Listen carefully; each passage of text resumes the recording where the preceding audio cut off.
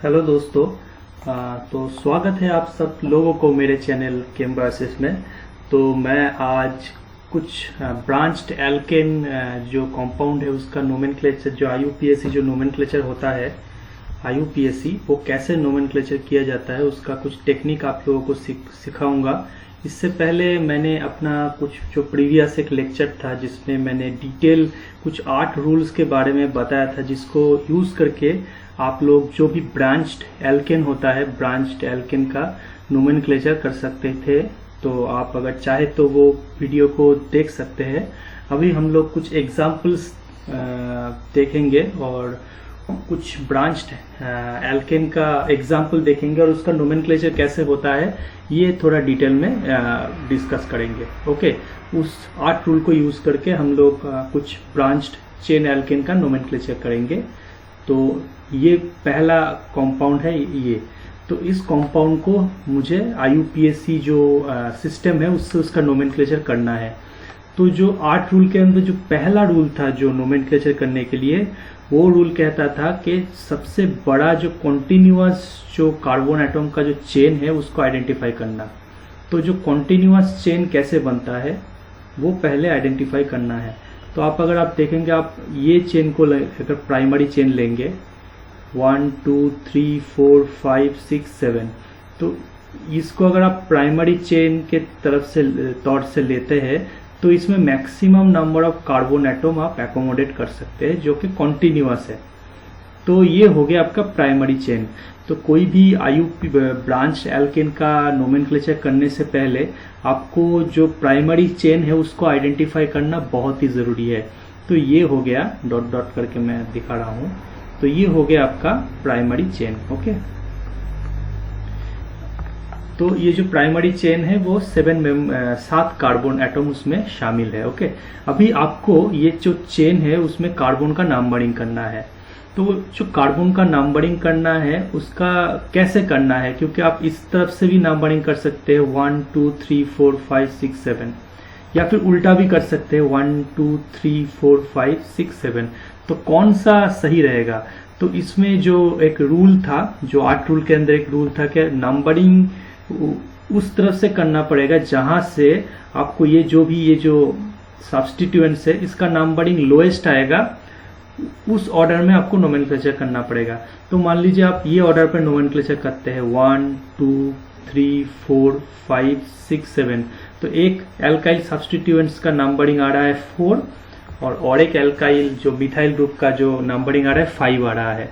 लेकिन अगर आप इस तरफ से नंबरिंग करते हैं उल्टा 1 2 1 2 3 4 5 6 7, तो यहाँ पे एक का नंबरिंग आ रहा है 3 और दूसरे का नंबरिंग आ रहा है 4। तो इस तरफ से अगर आप नंबरिंग करेंगे तो ये अल्काइल ग्रुप ज़्यादा पास है। यहाँ से देखिए पहला अल्काइल ग्रुप काफ़ी दूर हो गया, दूसरा और भी दूर हो गया। तो या इस तरफ से अगर नंबरिंग करेंगे 1 2 3 4 5 6 7, तो जो एल्काइल जो सब्स्टिट्यूएंट्स है, जो मिथाइल सब्स्टिट्यूएंट्स, उसका जो नंबरिंग होगा वो लोएस्ट होगा। तो फिर इस तरह का ये जो नंबरिंग है ये सही नंबरिंग है, और यहाँ से अगर नंबरिंग करेंगे तो वो गलत होगा। ओके, तो पहले आपको देखना पड़ेगा कि वो सब्स्टिट्यूएंट्स कौन कौन सा है। तो यहाँ पे आप देख सकते 3 और 4 नंबर पोजीशन पे दोनों पे ही मिथाइल सब्स्टिट्यूएंट्स है। तो दोनों पे अगर मिथाइल सब्स्टिट्यूएंट्स है तो पहले आपको नंबर लिखना पड़ेगा 3 और 4, 3 4। तो 2 मिथाइल एक साथ है तो इसीलिए आपको जो प्रीफिक्स यूज करना पड़ेगा वो है डाई, 3 4 डाई मिथाइल। और 7 मेंबर्ड ये जो प्राइमरी चेन है तो इसीलिए नाम हो गया हेप्टेन। तो ये है इस कंपाउंड का, ये जो ब्रांच्ड एल्केन है उसका आईयूपीएसी नोमेनक्लेचर। अभी हम लोग आते हैं हमारा जो नेक्स्ट कंपाउंड है। आप थोड़ा गेस कीजिए इसमें प्राइमरी जो चेन है वो क्या होगा। तो यहाँ पे आप कोई प्राइमरी चेन कुछ भी चूज कर सकते हैं। आप इस तरह से ये भी आपको प्राइमरी चेन चूज कर सकते हैं। तो इस तरह से अगर आप प्राइमरी चेन अगर चूज करेंगे तो आपका जो नंबर ऑफ कार्बन एटम है 1 2 3 4 5, जो आपका जो प्राइमरी चेन है उसमें टोटल 5 कार्बन एटम यहाँ पे आप देख सकते हैं। और नंबरिंग अगर आप यहाँ से शुरू करेंगे 1 2 3 4 5, तो ये जो मिथाइल सब्स्टिट्यूएंट्स है उसका नंबरिंग आता है 4। लेकिन अगर आप यहाँ से अगर नंबरिंग शुरू करेंगे 1 2 3 4 5, तो यहाँ पे जो मिथाइल सब्स्टिट्यूएंट्स आ रहा है उसका नंबरिंग आ रहा है 2। तो ये नंबरिंग सही है, क्योंकि इस नंबरिंग यूज करके ये जो मिथाइल सब्स्टिट्यूएंट्स का जो नंबर है वो लोएस्ट नंबरिंग आता है। तो यहाँ पे एक ही मिथाइल सब्स्टिट्यूएंट्स है, इसीलिए कोई डाई या ट्राई कुछ प्रीफिक्स का यूज करने की जरूरत नहीं है। डायरेक्ट 2 मिथाइल और जो आपका जो मेन प्राइमरी चेन है वो 5 मेंबर्ड चेन है, इसलिए इसका नाम होगा 2 मिथाइल पेंटेन। तो इस तरह से आप कोई भी ब्रांच्ड चेन एल्केन का नोमेनक्लेचर कर सकते हैं। अभी हम लोग थोड़ा कुछ ब्रांच्ड एल्काइल चेन का कुछ नोमेनक्लेचर देखेंगे। तो यहाँ पे कुछ पर्टिकुलर एल्काइल ग्रुप होता है जिसका कुछ शॉर्ट टर्म नोमेनक्लेचर होता है, कुछ शॉर्ट नोमेनक्लेचर होता है जो कि IUPAC अप्रूव्ड है। तो इस तरह का टर्म आप लोग जब ऑर्गेनिक केमिस्ट्री पढ़ेंगे तो इस तरह का टर्म आप लोगों को काफी सुनना पड़ेगा। तो इसलिए ये अच्छा है कि इस तरह का टर्म किसको सिंबलाइज करता है ये थोड़ा जानना बहुत ही जरूरी होता है। जैसे मान लीजिए ये एक कंपाउंड है प्रोपेन, ठीक है, तो इस कंपाउंड का नाम हो गया प्रोपेन। अभी मान लीजिए इस प्रोपेन का ये जो CH3 है यहां से एक हाइड्रोजन आपने निकाल लिया, तो ये हो गया एक एल्काइल ग्रुप जिसको हम लोग बोलते हैं प्रोपाइल।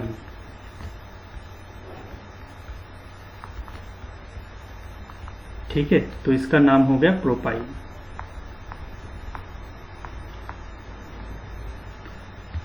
अभी मान लीजिए कि जो हाइड्रोजन, ये हाइड्रोजन नहीं निकाल के मैंने बीच का एक जो कार्बन के साथ जो कनेक्टेड हाइड्रोजन है वो निकाला, तो फिर क्या कंपाउंड बन गया? एक तरफ CH3, एक तरफ CH और एक तरफ CH3, या फिर इसको ये इस तरह से भी आप लिख सकते हैं। तो इसका नाम हो गया आइसोप्रोपाइल।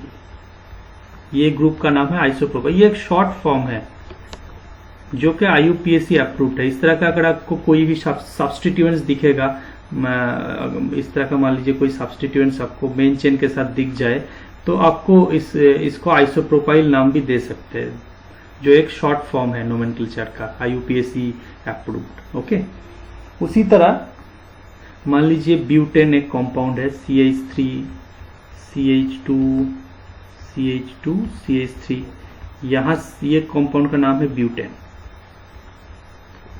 अभी यहां से अगर आप एक हाइड्रोजन एटम निकालते हैं, टर्मिनल एक कार्बन एटम से एक हाइड्रोजन एटम निकालते हैं, तो जो ग्रुप एल्काइल ग्रुप प्रोड्यूस होता है उसका नाम हो गया butyl. CH3 CH2 CH2 CH2, इसका नाम हो गया ब्यूटाइल।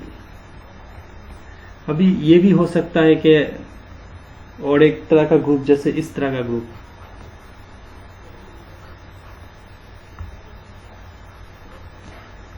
ठीक है, तो यहाँ पे भी देखिए ये 4 मेंबर्ड टोटल 4 कार्बन एटम है, 1 2 3 4।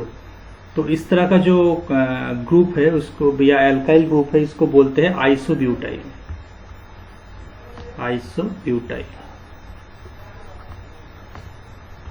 या फिर मान लीजिए इस तरह का हो सकता है ये ग्रुप, ठीक है, यहाँ पे भी 4 कार्बन एटम है, तो इस तरह का जो एल्काइल ग्रुप है इसको बोलते हैं सेक ब्यूटाइल। ये सब शॉर्ट फॉर्म आपको थोड़ा याद रखना पड़ेगा, बाद में बहुत काम आएगा। और एक तरह के हो सकता है कि मान लीजिए इस तरह का एल्काइल ग्रुप, जहां पे एक कार्बन एटम के साथ 3 methyl group, 3 CH3 group attached है, 1 2 3, और टोटल 4 कार्बन एटम है। तो इस तरह का जो एल्काइल ग्रुप है इसको बोलते हैं टार्ट ब्यूटाइल।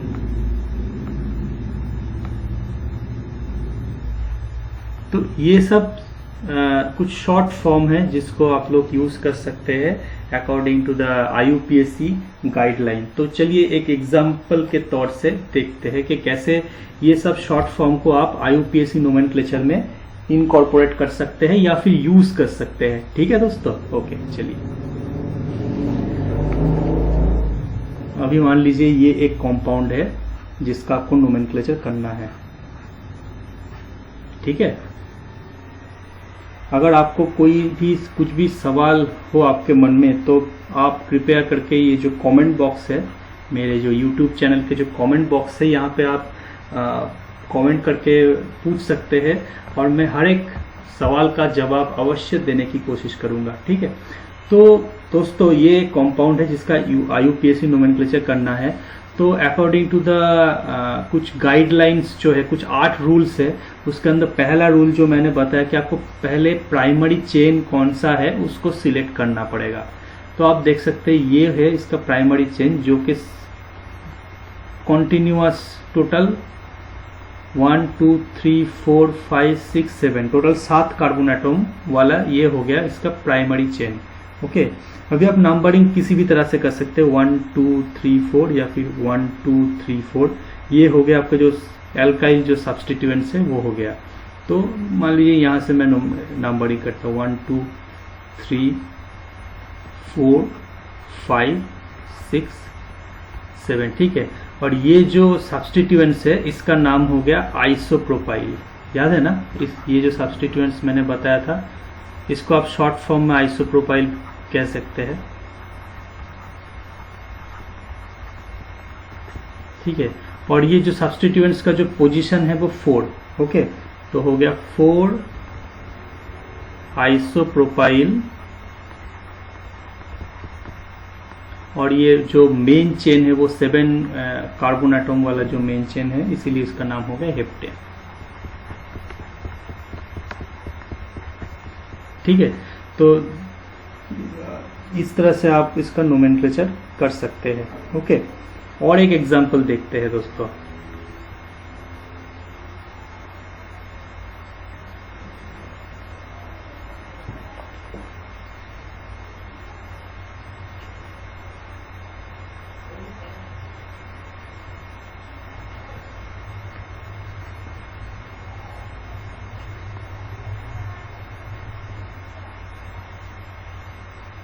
ठीक है, तो यहाँ पे भी आप देख सकते हैं कि इसका प्राइमरी जो चेन है वो सिलेक्ट करना काफ़ी आसान है। ये होगा इसका प्राइमरी चेन और इसका नंबरिंग 1 2 3 4 5 6 7 8।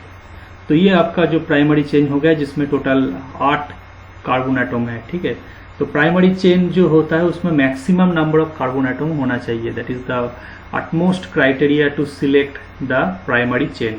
ओके, और ये हो गया आपका अल्काइल सब्स्टिट्यूएंट्स। तो ये जो अल्काइल सब्स्टिट्यूएंट्स इसका शॉर्ट फॉर्म है टर्ड ब्यूटाइल,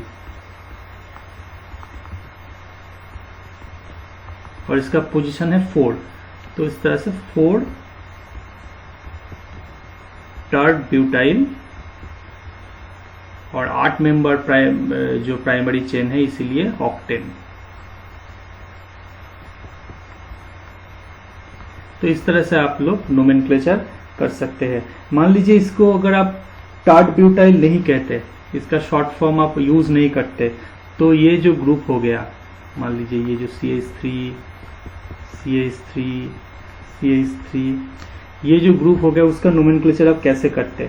ठीक है, उसका नोमेनक्लेचर फिर होता, मान लीजिए उसके लिए आपका जो प्राइमरी चेन मान लीजिए ये हो जाता 1। ठीक है, 1 डाइमिथाइल इथाइल। इतना बड़ा नाम आपको लिखना पड़ता। तो इतना बड़ा जो नाम है वो ट्रंकेटेड हो गया टार्ट ब्यूटाइल। ठीक है, इसीलिए इस तरह का जो शॉर्ट फॉर्म है वो काफ़ी काम में आता है। जो नोमेनक्लेचर है आपका वो काफ़ी शॉर्ट एंड क्रिस्प हो जाता है। ठीक है, तो इसलिए इस तरह का नोमेनक्लेचर जानना ज़रूरी है।